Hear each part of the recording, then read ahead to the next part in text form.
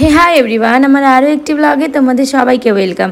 দেখো কত জল আমার বাড়ির সামনে দিয়ে যাচ্ছে। আমি না অনেক বছর পর এত জল দেখলাম। তো আমি আর সঞ্জয় জল দেখতে বেরিয়ে গেছিলাম, তখন 6:30 7টা বাজে। তো যেহেতু সকাল সকাল ঘুম থেকে উঠেছে, আমার স্নান পুজো সেরে আমি তাড়াতাড়ি করে রান্না করে নিয়েছি, কারণ আজকে একটু আমাদের বাইরে যাওয়ার কথা আছে, ঘুরতে যাব একটু বাইরে। তো এর মধ্যে আমার সমস্ত কাজ আমি শেষ করে এবার আমরা রেডি হয়ে নেব। তখন বাজে প্রায় 2:30 3টে। তো আমি আর সঞ্জয় বেরিয়ে গেলাম। আমরা যাচ্ছি ডিমা ব্রিজের উদ্দেশ্যে, কারণ অনেক দিন হলো আমরা ডিমা ব্রিজে আসিনি। আর এই জায়গাটা এমন একটা শান্তির জায়গা না, যখন গরম পড়ে তখন সবাই এখানে ছুটে আসে এই ওয়েদারটায় ভিউটা দেখার জন্য। আর এখানে একটা ঠান্ডা হাওয়া চলে সব সময়তে। বিয়ের আগে আমি আর সঞ্জয় অনেকবার এখানে এসেছি, কিন্তু এখন আর আসা হয় না। কিন্তু বাড়ির অনেকটাই কাছে আমাদের।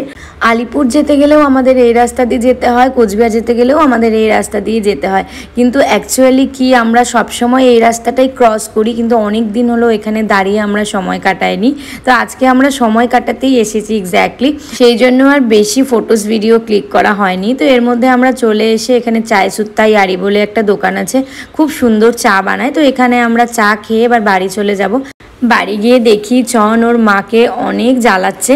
তো যেহেতু আমি একটু বাড়ি যাব, তো ছনকেও নিয়ে নিলাম সাথে। তো রেডি হচ্ছিল, তার জন্য অনেকটা খুশি যে দিদুন বাড়ি যাব বলে। তো মায়ের বাড়ি গেলাম, আমি, মা, সঞ্জয়, ছন সবাই মিলে একটু সিঙ্গারা খাচ্ছিলাম। তো আজকের ব্লগটা এই পর্যন্তই। দেখা হচ্ছে নেক্সট কোনো ব্লগে। আর তোমরা অবশ্যই এভাবেই আমার সাথে থেকো, আর অবশ্যই জানিও আমার ব্লগগুলো কেমন লাগে। তো টাটা।